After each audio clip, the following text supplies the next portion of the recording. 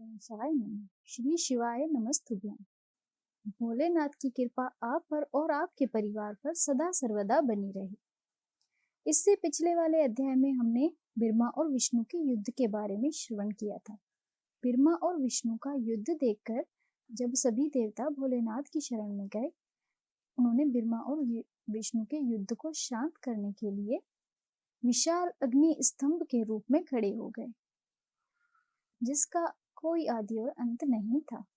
इस अध्याय में हम ये जानेंगे कि वो विशाल अग्नि स्तंभ कैसे लिंग रूप में प्रकट हुआ और लिंग पूजन की परंपरा कैसे हुई और लिंग पूजन का महत्व इस अध्याय में हम जानेंगे। नंदीश्वर कहते हैं, ब्रह्मा और विष्णु भगवान शिव को प्रणाम कर चुपचाप उनके दाएं बाएं भाग में खड़े हो गए।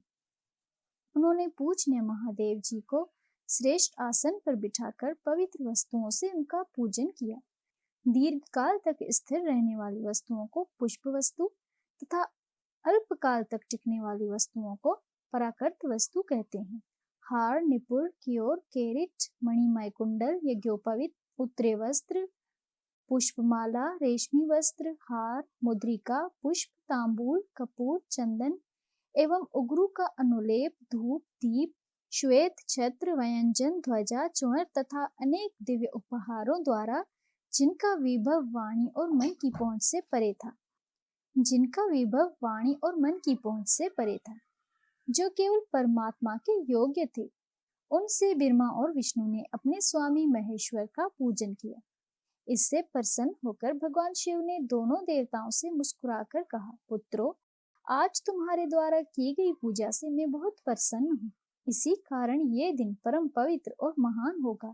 ये तिथि शिवरात्रि के नाम से प्रसिद्ध होगी और मुझे परम प्रिय होगी। इस दिन जो मनुष्य मेरे लिंग अर्थात निराकार रूप का या मेरी मूर्ति अर्थात साकार रूप का दिन रात निराहार होकर अपनी शक्ति के अनुसार निश्चल भाव से यथोचित पूजा करेगा, वो मेरा परम प्रिय भक्त होगा। पूरे वर्ष निरंतर मेरी पूजा करने पर जो फल प्राप्त होता है, वो फल शिवरात्रि को मेरा पूजन करके मनुष्य तत्काल प्राप्त कर लेता है। जैसे पूर्ण चंद्रमा का उदय समुद्र की वृद्धि का अवसर है, उसी प्रकार शिवरात्रि की तिथि मेरे धर्म की वृद्धि का समय है। इस तिथि को मेरी स्थापना का मंगलमय उत्सव होना चाहिए। मैं मार्गशीर्ष मास से आद्रा नक्षत्र से युक्त पूर्णिमासी या प्रतिपदा को ज्योतिर्मय स्तंभ रूप में प्रकट हुआ था। इस दिन जो मनुष्य पार्वती सहित मेरा दर्शन करता है अथवा मेरी मूर्ति या लिंग की झांकी निकालता है, वो मेरे लिए कार्तिकेय से भी अधिक प्रिय है। इस शुभ दिन मेरे दर्शन मात्र से पूरा फल प्राप्त होता है। यदि दर्शन के साथ मेरा पूजन भी किया जाए तो इतना अधिक फल प्राप्त होता है कि वाणी द्वारा उसका वर्णन नहीं किया जा सकता। लिंग रूप में प्रकट होकर मैं बहुत बड़ा हो गया था, अतः लिंग के कारण ये भूतल लिंग स्थान के नाम से प्रसिद्ध हुआ। जगत के लोग इसका दर्शन और पूजन कर सकें, इसके लिए ये अनादि और अनंत ज्योति स्तंभ अथवा ज्योतिर्मय लिंग अनंत छोटा हो जाएगा।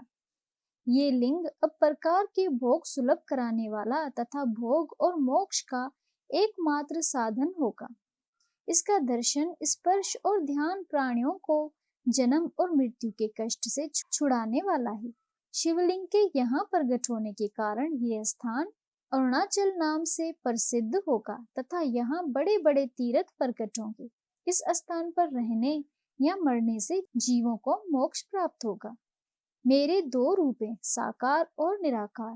पहले में स्तंभ रूप में प्रकट हुआ, फिर अपने साक्षात रूप में।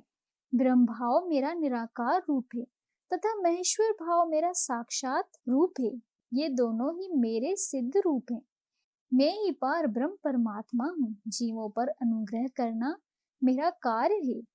मैं जगत की वृद्धि करने वाला होने के कारण ब्रह्म कहलाता हूँ। सर्वत्र स्थित होने के कारण मैं ही सबकी आत्मा हूँ। स्वर्ग से लेकर अनुग्रह तक जो जगत संबंधी 5 कृत्य हैं, वे सदा ही मेरे हैं। मेरी ब्रह्म रूपता का बोध कराने के लिए पहले लिंग प्रकट हुआ, फिर अज्ञात ईश्वर तिव का साक्षात कराने के लिए मैं जगदीश्वर रूप में प्रकट हो गया।